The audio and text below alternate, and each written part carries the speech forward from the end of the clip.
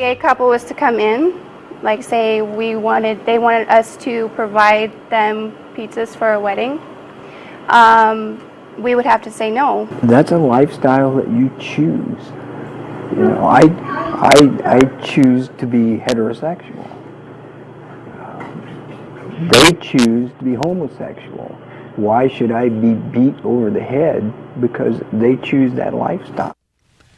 All right, let's get to work. Our guest is the senior political analyst for the Washington Examiner and co-author of the Almanac of American Politics.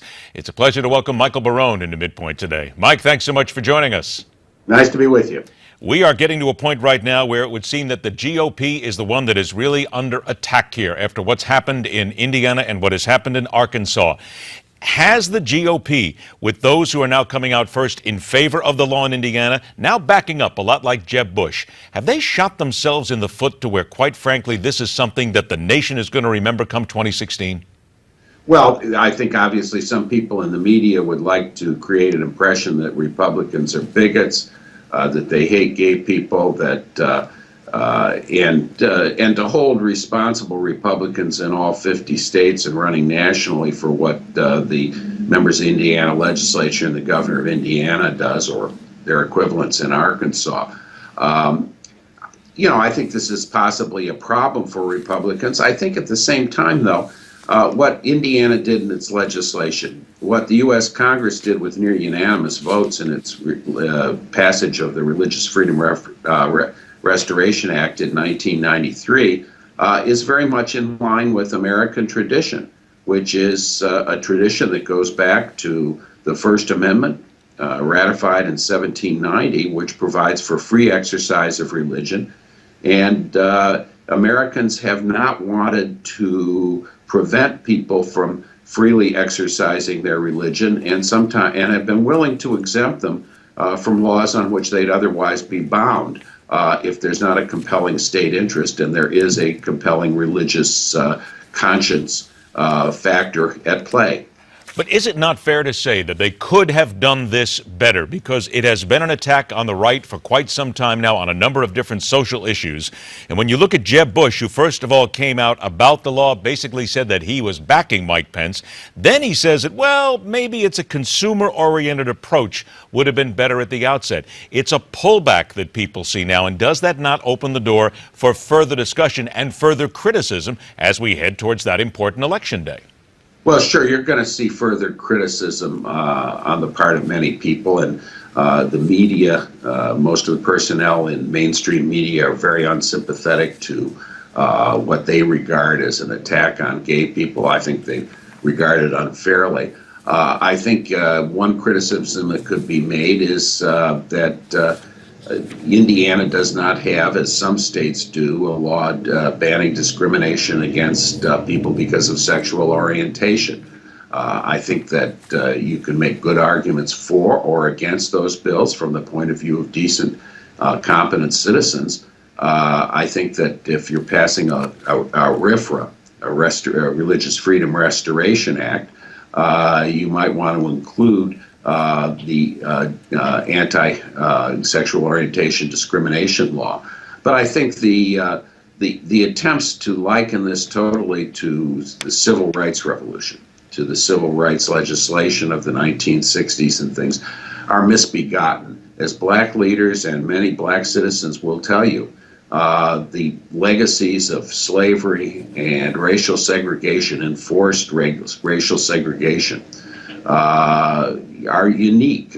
Black Americans have had unique disabilities, and those required drastic remedies in the civil rights laws. But you will admit, though, Mike, that when a lot of people come back, I got about 30 seconds left, when they come back and say discrimination is discrimination, that argument immediately makes an impact with people. Well, discrimination against race is something that Americans don't, believe is just totally verboten. That's something that we've got a consensus about in this country and have had for just about almost 50 years. Are we getting to a consensus, though, about alternative lifestyles, though? No, we have not gotten to a consensus on the issue of same-sex marriage. It's likely that we will have same-sex marriage legalized by a Supreme Court decision by mid-year. But at the same time, do you want to force people to participate in ceremonies which they believe, on the basis of conscientious religious belief, are sinful. In World War II, when we passed a draft law... Let me stop you there 1 second, Mike. Let me stop you right there because we're just out of time in this segment. Hang tight. We'll finish that when we come back on the other side of this with Michael Barone and where we question everything on MidPoint.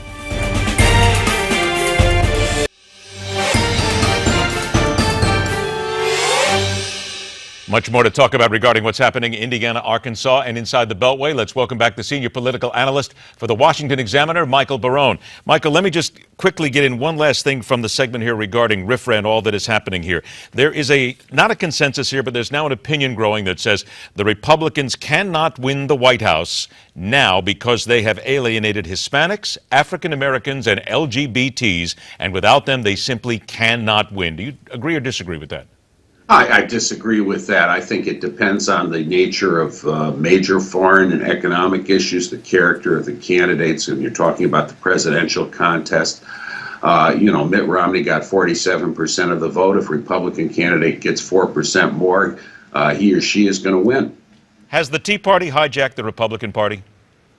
No, I think what's interesting about the Tea Party is that I liken it to the peace movement of the late 1960s, early 1970s, an inrush into politics of a lot of previously uninvolved citizens. When you get an inrush like that, you get a certain amount of wackos, weirdos, and witches. That was true of the peace movement. It was true of the Tea Party movement.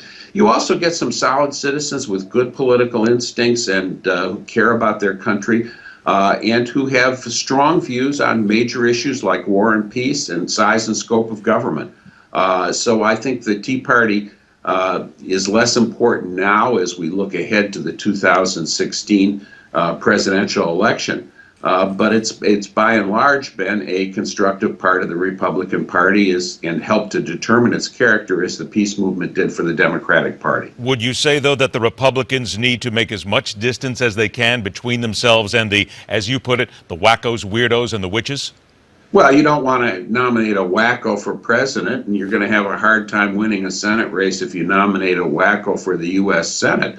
But I think that the Republican Party doesn't have to try to exorcise the Tea Party movement. I think that it needs to integrate people who got involved in the Tea Party movement into a larger mass of Republicans.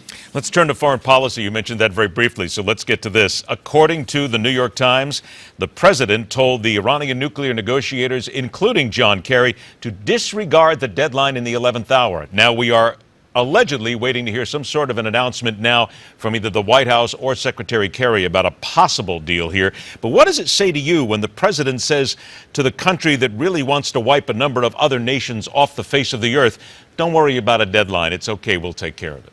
Well, the March 31st deadline was, in fact, the third deadline that we've had in these negotiations with Iran, and I tend to take the view of Michael Doran, the former Bush NSC staffer who wrote in Mosaic magazine, that one of the central purposes of Barack Obama's presidency is seeking a rapprochement with Iran, a grand bargain, as Duran put it, in which we would become a de facto ally of Iran in the Middle East, and that the president has a vision that our purposes and Iran's are compatible and that we can live and cooperate together. I think it's fair to say that a large majority of the members of Congress, a large majority of the American people, don't share that vision, and the president nonetheless is going ahead and trying to seek this nuclear agreement. After making a lot of concessions, it looks like he's ready to have Secretary Kerry sit at the table and make more concessions. So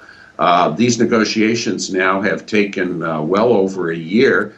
They've taken almost as long as the remaining months that President Obama has in office, and I think that we're seeing the can kicked down the road in pursuit of what Walter Russell Mead of the American Interest calls Captain Ahab's great white whale. Are we looking at the way that we are hearing the deals and the possible deals that may come out of this, that in your opinion, no way is Congress going to give this a green light? They will clamp down and pretty much shut down any deal that comes down the pike. Well, I'm not sure whether Congress is going to be able to shut down any agreement. You may have veto-proof majorities in both houses for legislation that would reimpose sanctions if Iran does not reach an agreement that meets certain terms. I think the recent indictment of Senator Menendez, the former chairman and ranking Democrat on the Senate Foreign Relations Committee, who's been in support of such legislation, makes that less likely. I only have about 30 seconds left, and you touched on Senator Robert Menendez. What is your take then on the federal corruption charges? Well, I think, ordinarily when the government brings corruption charges, you have to take that seriously, and you also have to keep in mind the presumption of innocence in criminal trials. I've got to say that the timing of this indictment makes it look awfully fishy, and coming from a Justice Department which has been, in my judgment, thoroughly politicized during this administration.